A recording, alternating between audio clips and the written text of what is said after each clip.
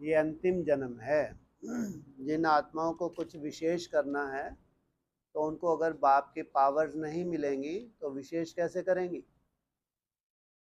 तो पावर्स किस में समाई हुई हैं? बाप की पावर्स तो मिल रही हैं ही, लेकिन आधार क्या है उन पावर्स का? क्या आधार है? पॉकेट में ही सबको दे रहा है पावर्स, इसलिए इशारा दे रहे हैं बार बार, बैलेंस बैलेंस। कर्मातीत अवस्था की अगर तुमको लगन है, हर कर्म करते हो तुम डिटैच होने का अभ्यास कर रहे हो, तो तुम्हारे पास बाप की पावर जमा है, इतना निश्चय बुद्धि होना चाहिए। बिना बाप के पावर्स के इतना बड़ा कार्य इतने कम समय में कैसे हो सकता है?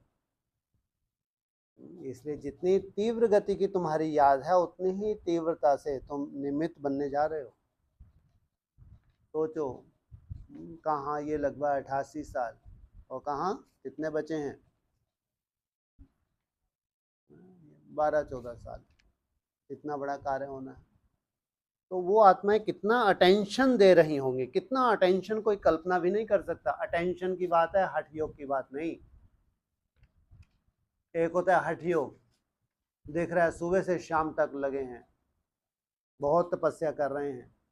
एक होता है अटेंशन, अटेंशन होता है मन बुद्धि का, इसको कोई नहीं देख सकता। इसलिए कहा कोई मासी का घर नहीं है।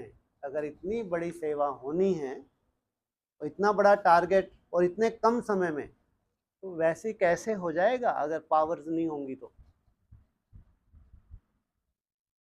इसलिए बहुत ही अटेंशन पूर्वक, इसलिए देह और देह के संबंध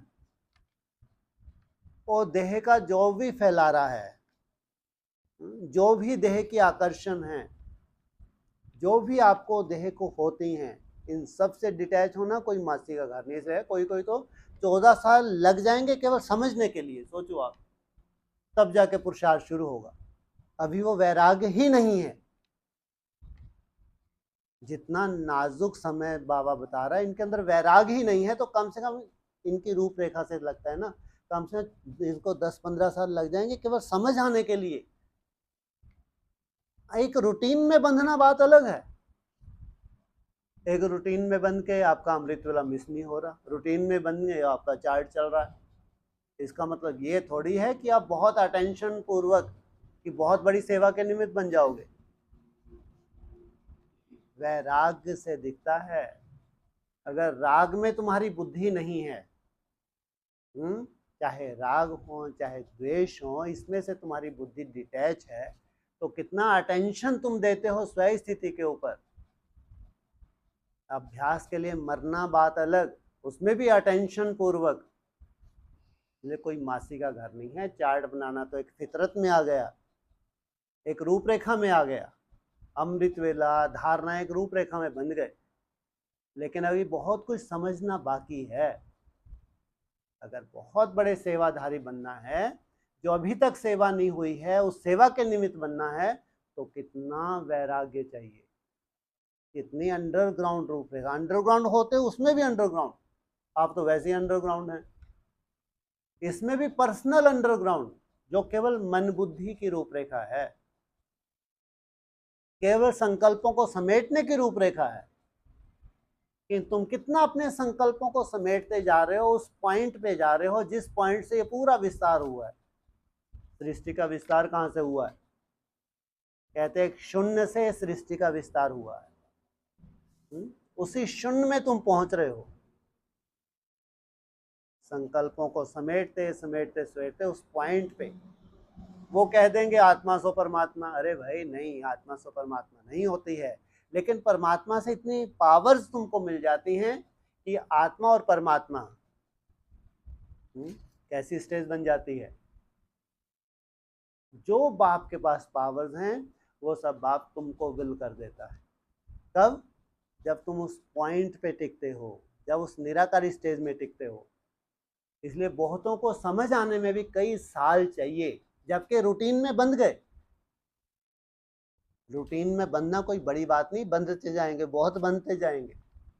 रूटीन में बनना ये नहीं है कि भगवान ने कोई ठेका ले लिया, तुम आगे 16,000 में आगे पास हो जाओगे, ऐसा नहीं।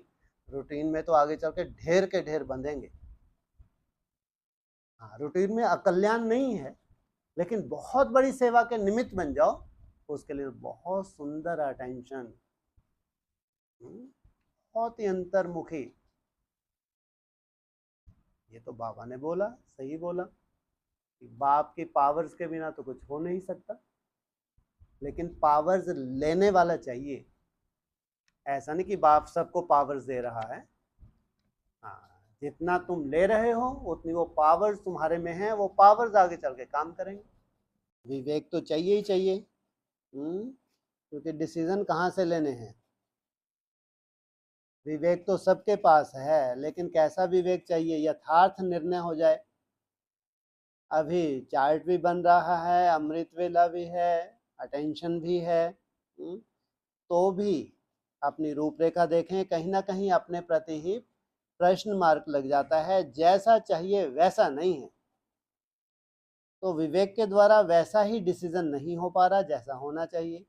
बाकी बहुत ब्राह्मणों से अच्छे हैं, लाखों ब्राह्मणों से अच्छे हैं, दिनचर्या बहुत अच्छी सेट हो गई है, तो भी जो अधूरापन है, कहीं ना कहीं वैराग्य की कमी है। तो विवेक भी वैसा जागृत नहीं हुआ जैसा होना चाहिए।